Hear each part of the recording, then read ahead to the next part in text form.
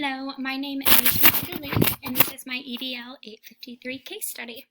So for the summary, I am the principal of Nottingham High School. This is the only high school in the district which serves approximately 3,200 students. The community is very supportive, and they're a very big football community, so they always are coming to the football games on Friday nights. Nottingham district contains 6 elementary schools, 2 middle schools, and 1 high school. So a little bit more about the high school. It's in Dover Unified School District. Our superintendent is Dr. Harvey. He has a very good relationship with all the staff in the district. Nottingham High School serves as the central hub for activity in the community. And like I said earlier, it's a very supportive community. The high school is so big that it also has relocatable trailers, which provide classroom space for the school. The school was built in early 1950s, and they did a lot of major construction projects that have brought most of the building up to code in terms of state and federal standards required to accommodate individuals with disabilities. But due to the lack of funds, approximately 1/4 of the high school building remains as they were when they were first built. So about Miguel, he moved to Dover for the football team. He moved here with his dad, his mom, his dad, and his 3 brothers. He is a sophomore, but he's a starting quarterback on the varsity football team. Miguel has been considered the most talented quarterback the school has seen since the 1960s. He's very team-oriented. He shows up on time. He encourages his teammates to play their best. And then he remains after the practice to talk with the coach about upcoming games. The Friday night game, so Miguel was super excited for the Friday night game because if they won, they were guaranteed a place in the semifinal competition for the state championship.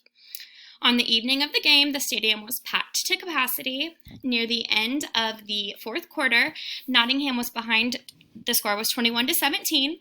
On the 3rd down, Miguel passed the football to the wide receiver who carried the ball across the goal line for the touchdown. Everyone jumped up and started to applaud, but as the football had left Miguel's hand, a defensive lineman tackled him to the ground. The coaches and medics rushed out there very quick and signaled for the ambulance. Miguel was transported to the hospital where doctors determined that he had a spinal injury that left him paralyzed from the waist down, so he was unable to walk. His friends and family helped him through the months that followed while he was participating in his rehabilitation and kept up with his studies. So his journey back to school, when it was an agreement that Miguel was ready to return to Nottingham High, Miguel's parents made an appointment with the guidance counselor, Miss Gussman. Miguel's parents were told that once the school got permission from Miguel's physician, that he was welcome back to the school. At the end of the meeting, Miguel's mom informed Miss Gussman that Miguel would be using a wheelchair and that other than needing access to classrooms, they didn't foresee any additional accommodations for him. So Miguel returned to school 2 weeks later following his medical release. Before school began on the morning of his return, an assembly was held in Miguel's honor to welcome him back. I presented Miguel with a special trophy to acknowledge his commitment to the football team and to the school. After the assembly, Miguel reported to his first period class where his teacher told him that Miss Gussman, the counselor, had requested a meeting with him and to report to her immediately. So when he went to her office, Miss Gussman informed Miguel that his schedule had been changed for his 3rd period class and he would no longer be enrolled in his biology class because that class did not have a wheelchair access. Instead, he would be enrolled in a different class that satisfied his science requirements for graduation but would not qualify as a college prep class. The next day, Miguel's mom requested a meeting with myself, the principal, and insisted that meeting happen as soon as possible. So we did meet, and at the meeting, she asked why Miguel had been denied access to his biology class and why she and his father were not informed of the changes in Miguel's schedule. Mom demanded that he be immediately reinstated in his biology class, and she also mentioned that Miguel needed this biology class in order to attend the college he wanted to attend that following year. Before the meeting was over, Miguel's dad did show up, and he showed up with an attorney. The attorney stated, "My name is Howard Carey, and I represent Miguel Hernandez. I understand we might have a problem. Are you familiar with Section 504 of the Rehabilitation Act of 1973? Do you understand the implications of denying my client access to a classroom at this school? My client has a right to free and appropriate public education. He needs special services, and these include access to the biology class and anything else we deem necessary to ensure that Miguel's rights are protected. So, some legal issues in that. So there is a couple laws that are being broken by Miguel not having access to this course, to his biology course. So the first one is the Title II Americans with Disability Act. This one, Title II of the ADA, does not require that school districts provide access to every room in their building.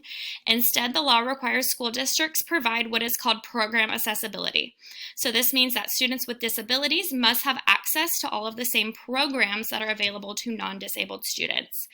If a student cannot access the classroom, it needs to be moved to where the student can access it. If they cannot move the classroom, they have to pay for the structural changes. Another law that was broken was the Individuals with Disability Act, which is also known as the IDEA. First, school districts must provide a free, appropriate public education, also known as a FAPE, to kids with disabilities, and these kids must learn side by side with peers as much as possible in a least restrictive environment. And then the last one is the Section 504 Rehabilitation Act of 1973, which was mentioned by Miguel's lawyer. But it states that no otherwise qualified individual with a disability in the United States shall solely by reason of his or her disability be excluded from the participation in, be denied the benefits of, or be subjected to discrimination under any program or activity receiving federal financial aid. So what has happened, summed up, Miguel was injured while playing football and was paralyzed from the waist down. He was denied access to one of his classes he needed to attend college because it was not wheelchair accessible. Miguel is being denied equitable access to the school resources. Facts.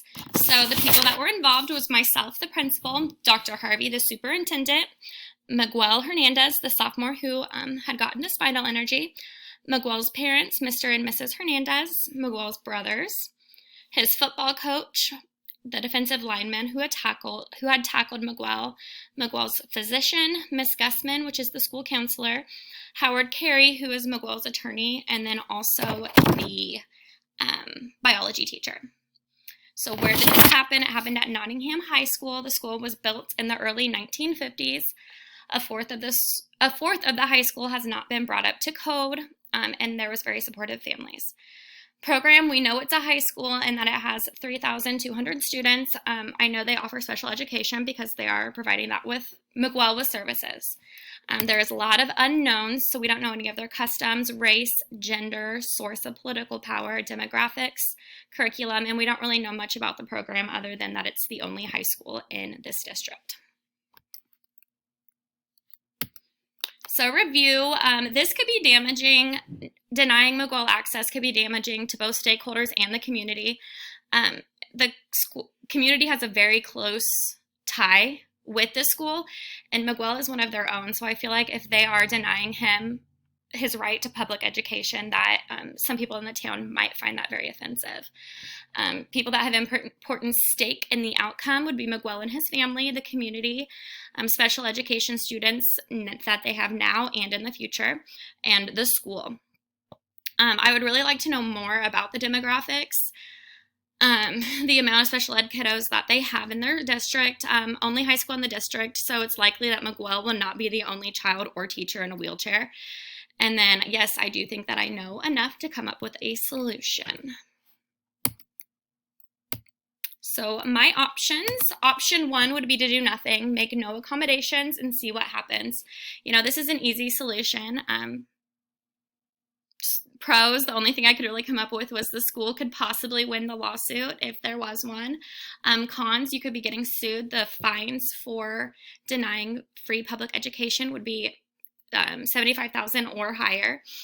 The school's reputation could be ruined. I could lose my job as the principal. People could leave and go to another district. And, you know, this overall does not support Miguel's well-being. The second choice is to move the classroom. So move the biology classroom to a wheelchair accessible classroom. Pros of this would be equitable access, and they would be looking out for the well-being of all of their students. Miguel would be able to continue to attend classes with his friends, and there would be no legal action taken. Some cons: can the teacher easily move their supplies from one room to the other? And is there a handicap classroom available? The third option would be pay for structural changes. The school can pay for the biology class to have the work done in order to make it wheelchair accessible. Some pros of this: no legal action would be taken. The school is providing equitable access to education, and it's looking out for the well-being of all the students. Cons is, does the school have the money? And this is also time consuming. It wouldn't be something that would happen right away. So what do we do in the meantime? And the last choice would be offer Miguel an online option. So you could give Miguel the option to still take the class, but to do so online.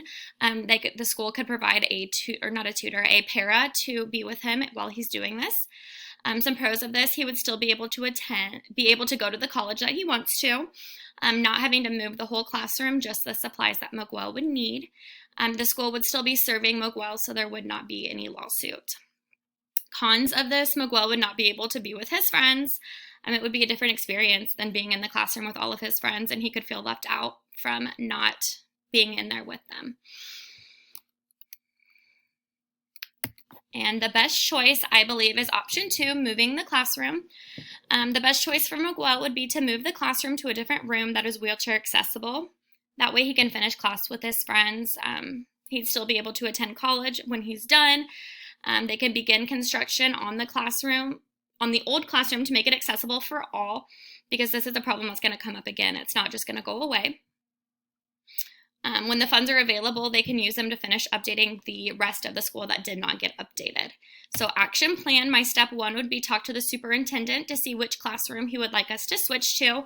If there's already a classroom that's available that is wheelchair accessible, that would be amazing. If not, we would have to switch classrooms with someone else.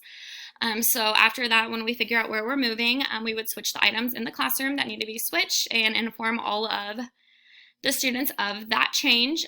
Also, if possible, leave that biology room empty, because if funds are available and it's safe, they can start construction on the biology room to make it handicap accessible.